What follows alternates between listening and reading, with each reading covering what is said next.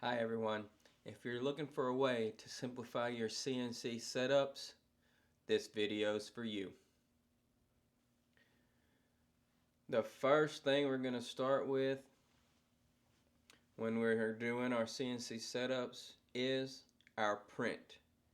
It's very important to make sure that you have the right part number and at the right revision level. I cannot tell you how many times I have gotten a job and in the middle of running the job they did a revision that made all the work I'd already done obsolete. Of course, there's been other times where halfway through running the parts they make a change and it doesn't affect anything. But it's very important that you look at the rev level of the part you're making just to make sure that it is all the same. And you're going to want to have that at the top of your programs. It should have something about that rev level. Let's say you're at a rev level F or rev level G, sometimes H. I've seen rev levels, way up there. But it's not important, I guess, the rev level, just that it's the newest one and that all documents show the same thing. Your setup sheet, your router, your print, and the programs all need to have the same revision level. Once you have your print and you verified everything as far as part number and rev level, you're going to want to find out what type of material are you going to be making this out of. 6061 T6, or are you doing 7075? What are you going to be doing your material out of? Another thing you're going to want to look and check on the print is what is the size of your part. Is your part 2" by 3" by 1" thick, or what are the dimensions that your raw stock needs to be so that you'll be able to make this part out of whatever material you've been brought. You're also going to want to check the quantity. So let's say you're making quantity of 20 or quantity of 50, quantity of 100. You want to make sure you have enough material to make the parts you need and maybe a little bit 10% extra for setup piece. Some places have setup piece. It depends how complicated the job is. A lot of times I get away with just having 1 or 2 setup pieces and I go ahead and prove out everything I can on those 2 setup pieces before I actually cut on a real piece. You're going to also want to go ahead and get your setup sheets and your programs from whoever's programming, or if you did the programs, go ahead and get those organized so that you can start your operations in the order that you think is best done in. With all those, once you gather all that stuff, you'll be able to get past the first thing that you need, which is your part and all the information with that. So your part is number 1.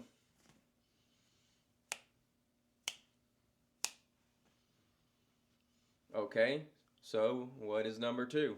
Number 2 is going to be your programs. So what you're going to want to do is, just like you did before, you're going to verify that you got the right part number, the right rev level, and the correct program. So you're going to want to go through and see when was this program last executed or run. You're going to want to look at the tool numbers. You're going to want to look at the H value for those tool numbers. You're going to want to look at the D comp for those tools. So there's a lot going on with it, and 2, it's going to be later on. I want to say it's number 4 is where we look at offsets, but right now we're just focused on 2, which is program. So you're going to want to make sure that you have the most up-to-date program. You're going to want to make the needed adjustments, changes to those programs so that it can run on your machine. So what does that mean? That means you need to change all the tool numbers to the tool numbers that you want, or build those tools and change the tools accordingly. You want to change the H values to go and match with the tool numbers. So let's say it's a tool 10 where you're going to want H10 to match with that. So when it pulls up that tool, it knows what tool offset it's going to be using. And also you're going to want to look at your work offset. So you want to change your G54 to whatever it is. We use a lot of G54.1P values because you have like 500 or so on for nut control. So you're just going to want to make sure that it matches and that you are using your work offsets in the controller to engage that and have it move to where you want it to be.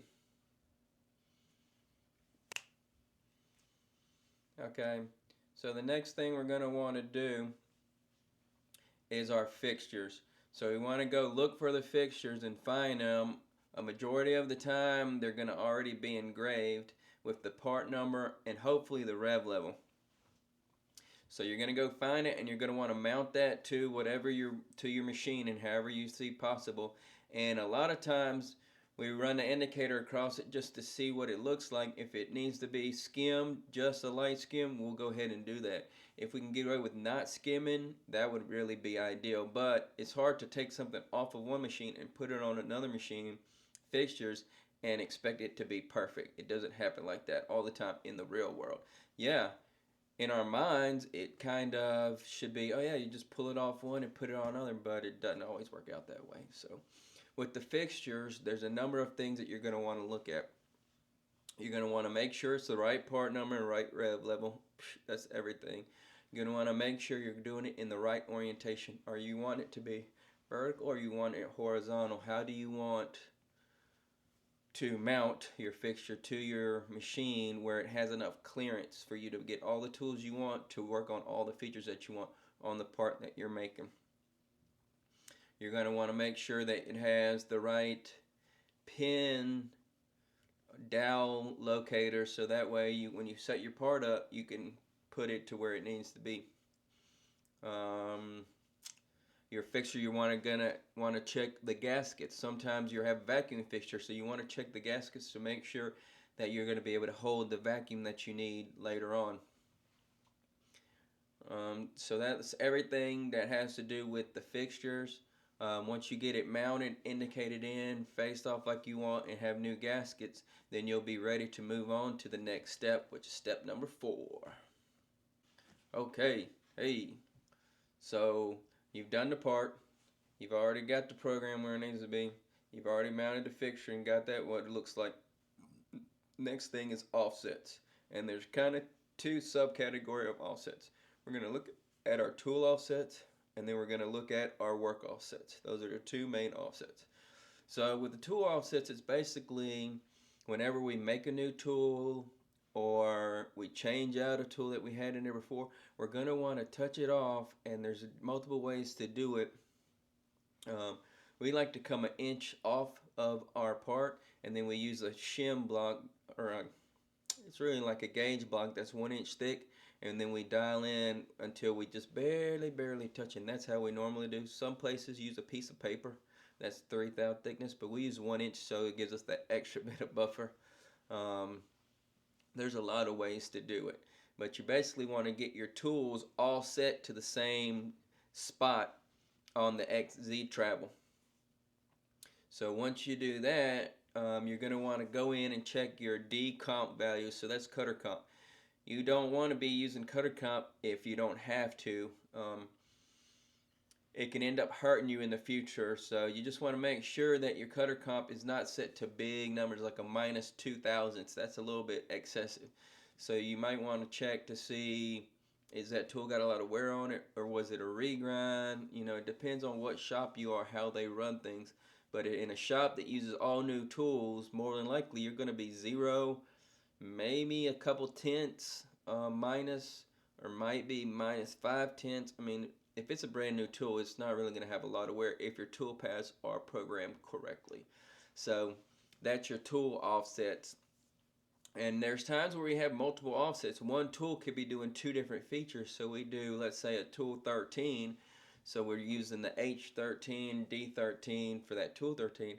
But then too, if that feature's doing something else, we can jump to a 413 where we're going to use the cutter comp of that, but we're not going to use the tool data from that. It's just going to pull the cutter comp. And I'm hoping that I'm not getting too deep into what we do and that a beginner can follow what I'm saying, but I'm basically saying there are tricks to use 2 offsets for the same tool, but you're doing 2 different features. And now we go into work offsets. So there are different work offsets. Let's say you're working just on one, but then you need to spin it to do another one or spin it the other way. you're going to want to use different work offsets in order to do that. In the beginning, you're more than likely just going to have one work offset, but you want to make sure that in your tool, in your program, each tool path has that work offset, so that way it doesn't have anything crazy happen that is unexpected. So now that you've got your part done like what you want, you got your program how you want it, you got your fixture mounted and you got it indicated in and everything like what you want it, and you got your work sets where you want them to be at. The last thing is to mount your part up. Make sure it's oriented in the right direction, if there is a direction in how it's oriented, and make sure that it's holding vacuum if you're holding vacuum. Make sure the orientation is right. Make sure your work offsets, double check those. Go ahead and make sure that it's mounted to the right torque spec that you want to run. And the only thing left to do is close the door, slow it down a little bit. You don't want to crash, at full speed if something crazy happens. You're going to be closing the door, slowing down the feeds and speeds, and actually cutting some material. So once all your checks have been completed, there's nothing left to do except hit the green button and go. Let's see what this thing is going to do. I hope all these tips help, and I hope you have a good day. Bye.